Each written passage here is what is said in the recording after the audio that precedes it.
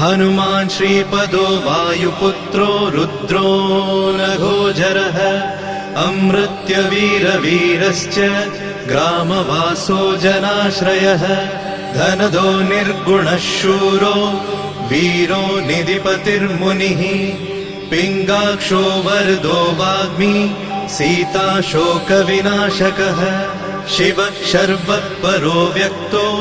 व्यक्तो धराधरः पिङ्गकेशः पिङ्गरोमा श्रुतिगम्यः सनातनः अनादिर्भगवान् देवो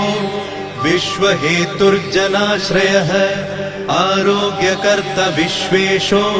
विश्वनाथो हरीश्वरः भर्गो रामो रामभक्तः कल्याणप्रकृतिस्थिरः विश्वम्भरो विश्वमूर्तिर्